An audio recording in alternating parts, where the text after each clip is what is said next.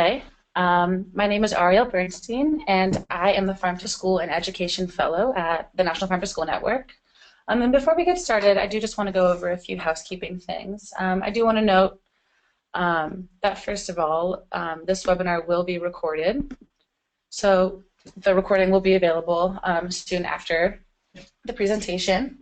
I also want to point out the questions box on the side of the screen. So if you have any questions throughout the presentation, you can type them, and the way that it's going to work is that for about half of the time, I'm going to be talking and doing a little bit of an overview of the toolkit, and then I'm going to reserve kind of the last like 20-30 minutes for questions, so we'll have plenty of opportunity there. And if anyone also has any technical difficulties with anything or having trouble hearing or getting on, you can also use that question box as well.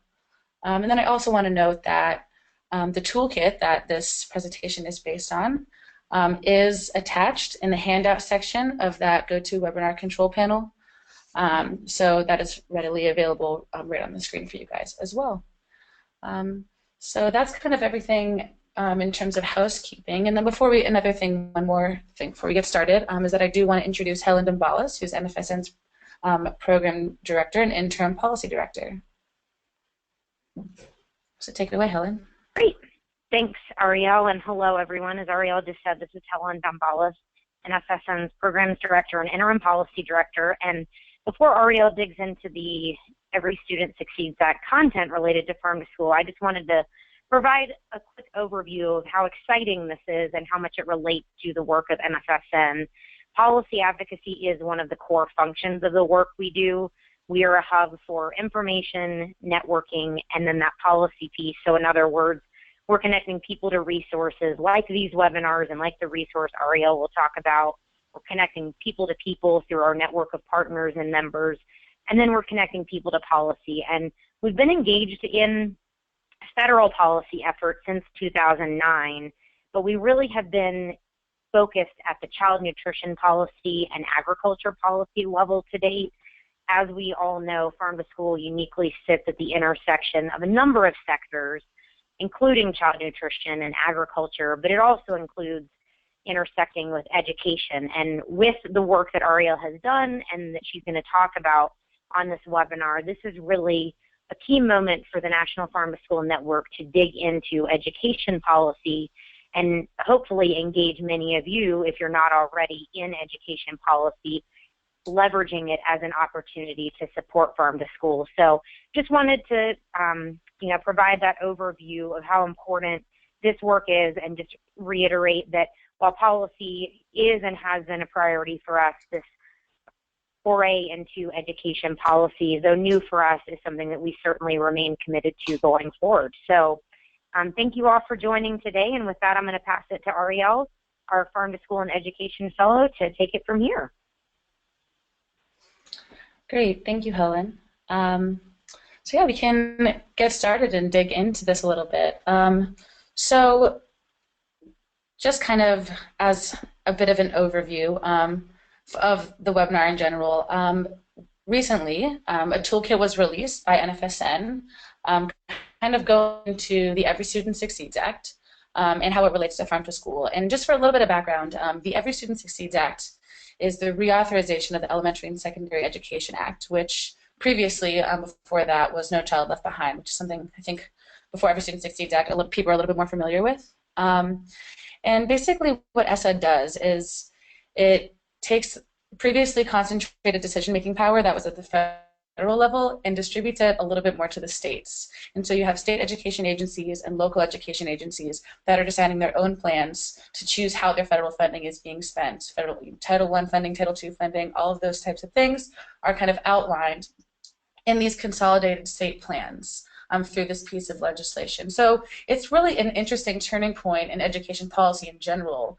to have that power distributed to the states a little bit more. And so because of that, there's a lot of different opportunities that ESSA provides for a wide array of sectors, including Farm to School, which is kind of why NFSN chose to dig into this legislation a little bit and provide a resource for our Farm to School stakeholders and our constituents and our people on the ground to kind of give a little bit of a toolkit on how to engage with this legislation farm to school can kind of fit throughout it. And so kind of the overall themes in ESSA kind of align really well with farm to school and with what our mission is. There's a pretty heavy focus on non-academic factors that contribute to improving education and educational outcomes in general. And a lot of the themes tend to be pretty holistic. And I listed a few here on the slide. Things like the whole child, school climate, health and wellness, and parent and family engagement are very key themes that we see over and over again throughout this legislation. And I think that all of these things are really relatable in the farm to school sector, which is part of the reason that we chose to do this toolkit. And so what I'm going to kind of do throughout the webinar is dig into what I focused on in the legislation to include in this toolkit. I'll dig into a little bit of the details on that, just kind of what the toolkit includes and how farm to school can engage with certain things, and then I'll give a little bit of an overview at the end about current policy changes and things like that. So before we kind of get into the nitty-gritty, I do want to point out something about the Every Student Succeeds Act that I think is important and relevant for farm to school and farm to early care and education, and that's the idea of research and evidence. Evidence-based interventions are definitely something that ESSA focuses on, and through a lot of the different program opportunities and funding opportunities that ESSA outlines, research and evidence is definitely stressed throughout that. And I think that specifically with various forms of enrichment educational opportunities like farm to school evidence and research is really the best way to prove that case and to really advocate for farm to school and how it works to benefit students, how it works to benefit communities, how it works to benefit school-wide communities. And so I did include some examples of research in the toolkit, but there's plenty more, and I think that as we all know, there's lots of research on farm to school and the way that it can improve educational outcomes for students. And so I do want to stress the importance of evidence in this legislation. So kind of the first thing I want to go into a little bit is part of Title I. So Title I is kind of framed around these accountability systems, and these accountability systems require 4 academic indicators that have kind of been included throughout the legislation in the past. But something that's new in ESSA is the idea of the inclusion of a non-academic indicator. It's referred to dashboard indicators, the 5th indicator. There's a few different names for it, but the key thing is that it's a non-academic indicator. And though it's weighed a little bit less than the other 4 indicators in the accountability system, they still provide a lot of opportunity for a much more wide array of things that can affect student educational outcomes other than just math and science and things like that. So I did list some examples of 5th indicators that I've seen on state plans that I've looked over on the drafts of state plans. And I specifically listed ones that I thought were really relevant for farm to school, that I thought, first of all, research kind of can tie certain of these ones to farm to school activities and the outcomes of farm to school activities. And also I think that these kind of speak really well to the overall themes of ESSA in general that I kind of addressed earlier. And so I gave, if you have the toolkit up, I did give one example, but the idea of school gardens providing experiential learning that then can connect to something like social emotional learning and school climate. Another example could be something like how farm to school can produce more family engagement and community engagement opportunities. How healthy students can, be a measure that affects things like school climate or chronic absenteeism. And these things, obviously, farm to school is, it's hard to make that a full indicator. However, farm to school can inform these indicators. And if, any of your state plans have any of these types of things listed on their plan, farm to school can definitely be something that can inform these indicators, which makes the accountability system kind of, again, accountable for that. So this is just, one really interesting way that farm to school can have a little bit of a part in ESSA with these state plans. So another opportunity that is worthwhile, I think, are these student support and academic enrichment grants. And these grants are generally used to support well-rounded education for students. they do, require the local education agencies to conduct needs assessments, and they also require them to consult with stakeholders both during and before these programs. And as I kind of noted on the slide, you have 20% of this. If it's a $30,000 more, the grant, then you have 20% of it that's for student health and wellness, safety and school safety, and then you have 20% for well-rounded education. And so I think we, farm to school, we think student health, but there also are ways for well-rounded education and even potentially technology to be encompassing of farm to school activities within these grants. And these grants can kind of these grants also really promote the idea of partnerships, which, as we all know, is a huge focus of farm to school in general. Farm to school could not succeed or even be implemented without any sort of partnership. So I think that that's another really good case for these grants to encompass farm to school activities.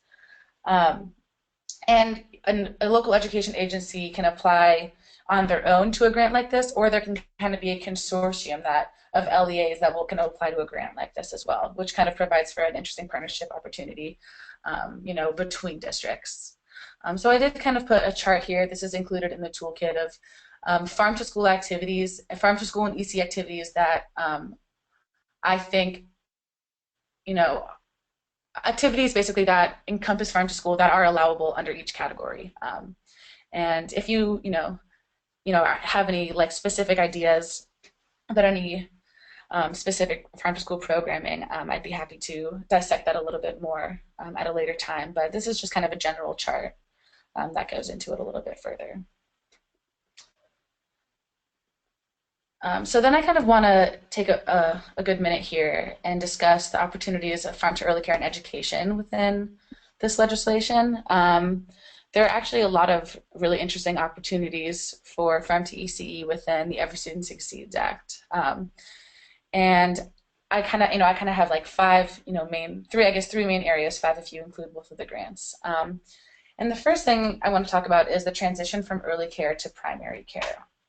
So in the legislation, it dissects the fact that there needs to be clear coordination between local education agencies and ECE centers, and that this communication and coordination needs to be reflected in the consolidated state plans. It needs to talk about how these LEAs are going to support the transition to elementary school for these students. And Farm to ECE is a really great approach for this transition. Farm to school and Farm to ECE can act as a really good bridge between the two settings. If you're doing, certain types of farm to school and farm to ECE activities in the preschool setting, and you have some similar activities in the elementary school setting, that consistency is a really good case for this type of connection. Another kind of example of this would be using the infrastructure of an LEA as kind of leverage for ECE activities, something like purchasing power or even partnerships, community and family partnerships, and that connectivity just kind of is enhanced through that leverage. And I think that those two examples specifically make a really great case for why Farm to ECE is a really great way to promote this transition, and also a very innovative and creative way that promotes well-rounded education, that promotes the development of the whole child. These are kind of, as I said a little bit earlier, farm to, themes throughout the legislation that farm to school relates really well to. The next thing I want to talk about here is family and parent engagement. Farm to ECE gives, as a lot of us know, a lot of great opportunity for family and parent engagement. And I think that, kind of as a general theme, as well as a more specific note in the legislation, this is a really interesting way that Farm to ECE can engage.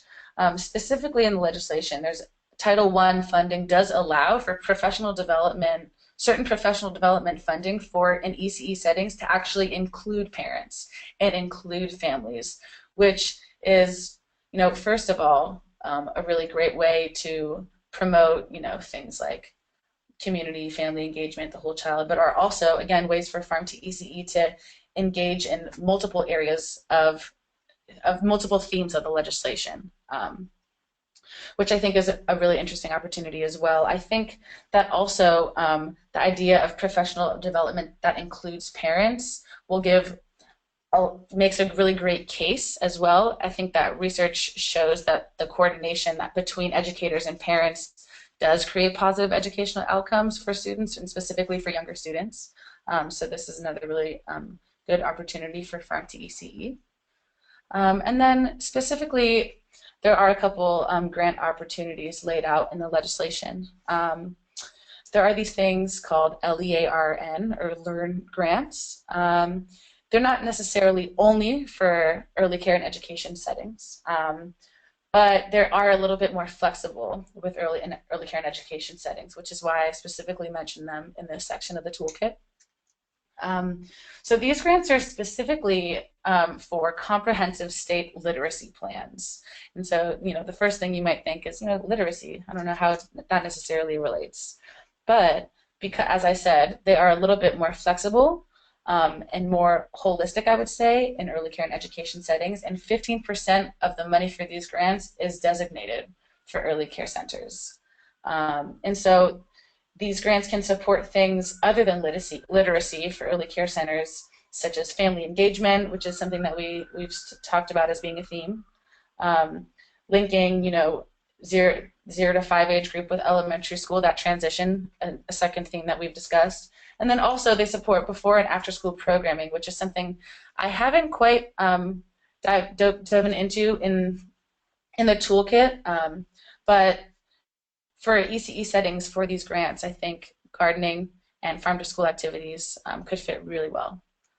So I just wanted to point out those grants. Another kind of grant opportunity with early care and education are these preschool development grants. They're pre-existing, they're nothing new. But I do think that right now, I think that there is a higher demand for high quality education and engagement at the early care and education level. And so at farm to school and ECE, definitely it can increase that access to high quality education in preschools. These kind of preschool development grants specifically have a role of providing enrichment education opportunities, professional development, student health and wellness, school readiness are kind of, I would say, the four main themes that these preschool development grants provide. And as I said, Farm to ECE is a great way to and a great thing to advocate for when we are definitely leaning towards higher quality early learning environments for these students. And so there's definitely room for inclusion of farm to school programming within the preschool development grants. The authorization money for these grants is still to be decided, but definitely something to keep an eye out for. So I've kind of dove into most of the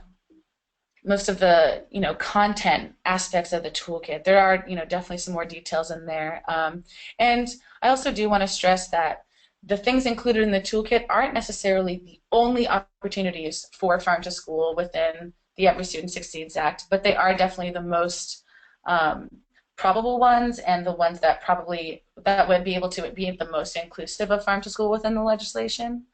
And so I do just kind of want to take that last page of the toolkit right now and go through it.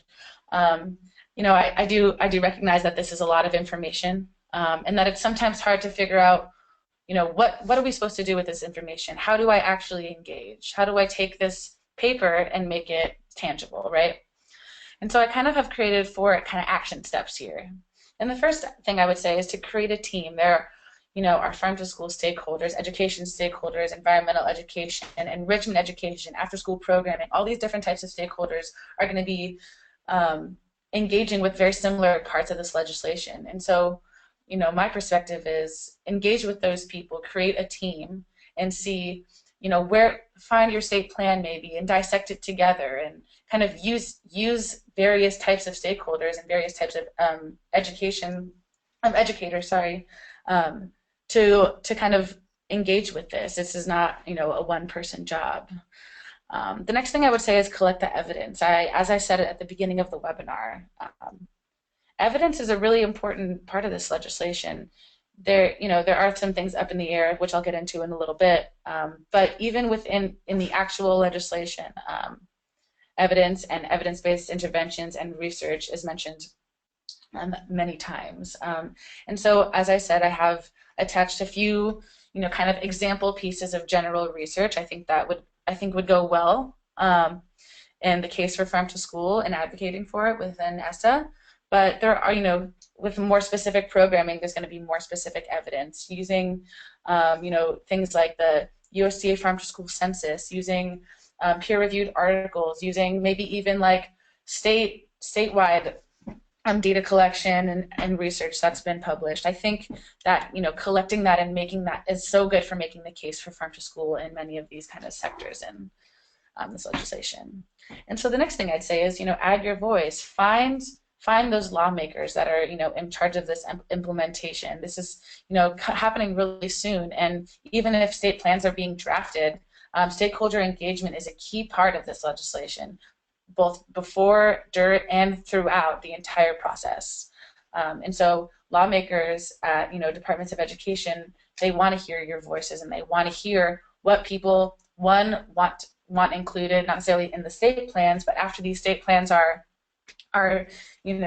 approved and the implementation process begins. It doesn't mean that this whole process is over. It means that people need to stay engaged, and that kind of leads to our next one. But yeah, still kind of on that add your voice piece. Stakeholder engagement is valued, so I would not underestimate the value of a voice, especially when it's with a team. And kind of this last piece here is added on a more recent note, is to stay engaged.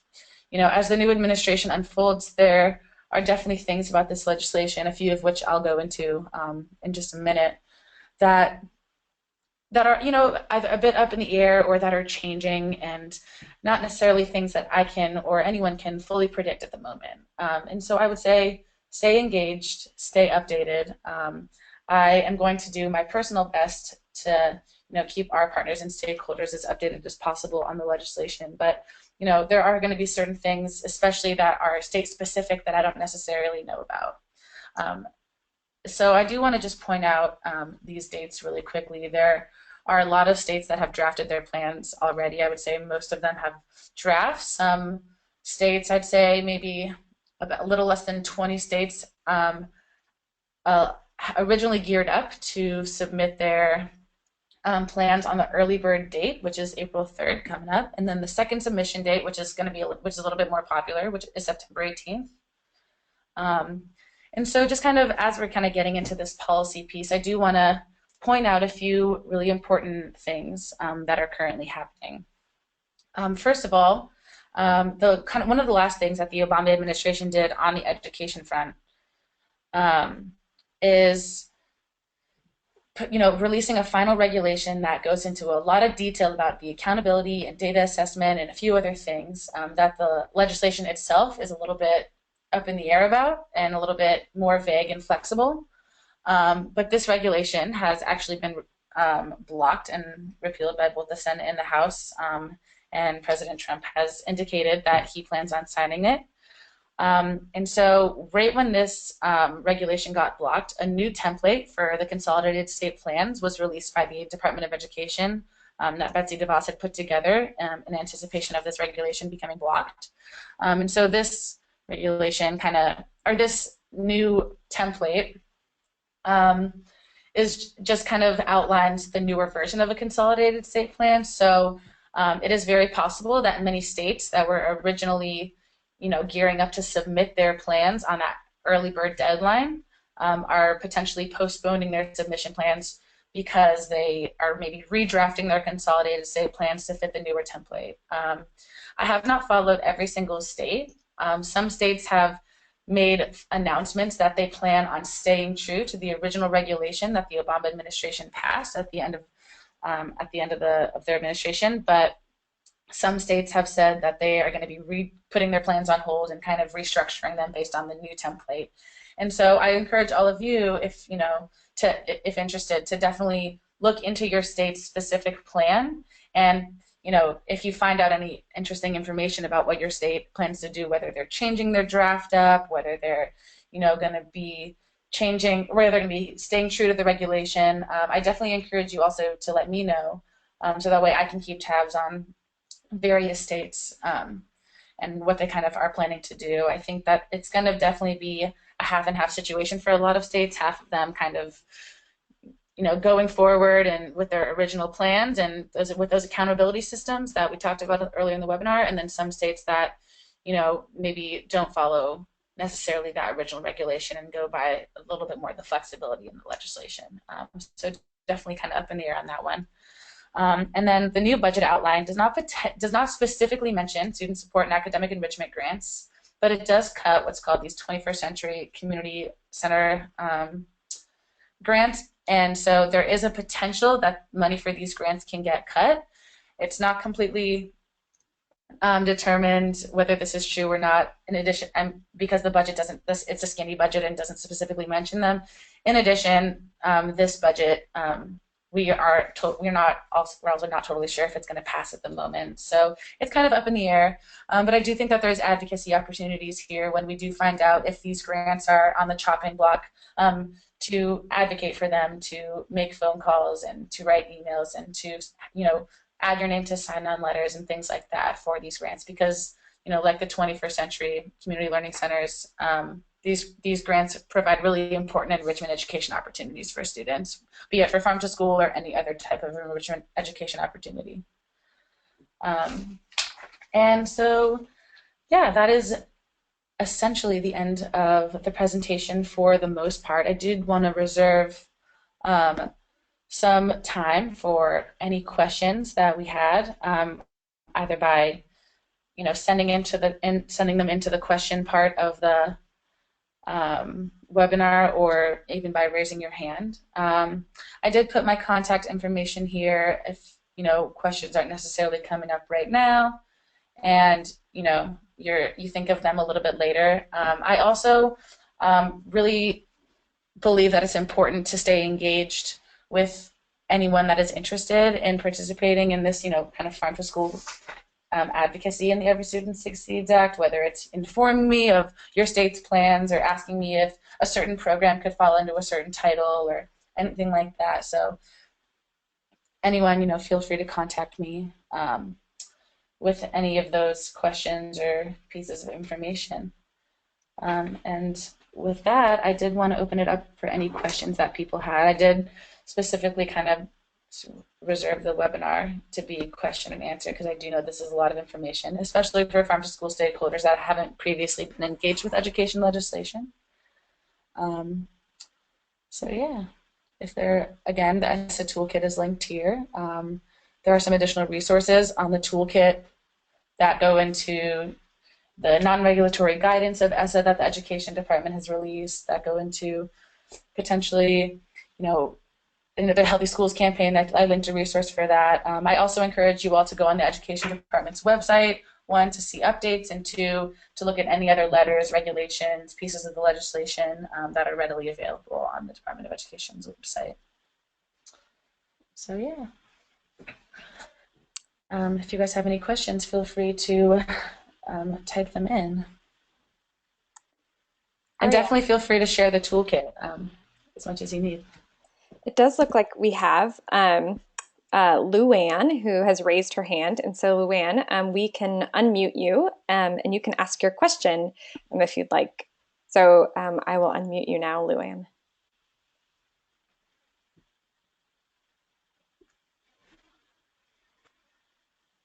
Hi, it's Luann. Can you hear me? Yes, we can. I can. Okay. I guess I'm just wondering, you talked about finding out who's preparing our plans. So I pulled up the plan for New Jersey, where I'm from. I'm with Rutgers Cooperative Extension in New Jersey. And would that be the Department of Education that you're telling us to reach out to, or would it be somebody else? I mean, they depend. I think it really depends on the state. Some states have a Department of Education. Some states kind of organize it around the superintendent of education, and so that's why every state is really different. I definitely I'm more than happy to look into it for New Jersey if you would like, but I think that the Department of Education is a really good start. Even sending an email out and in saying, on the policy front and saying, hey, do you know who at the Department of Education or who in the state is in charge of stakeholder engagement and of, drafting up the state's plan for ESSA? And because of the focus on stakeholder engagement, people tend to be, at least from what I've, experienced in reaching out about ESSA plans, people have been very attentive about connecting with the right people. Great, thank you. Mm-hmm.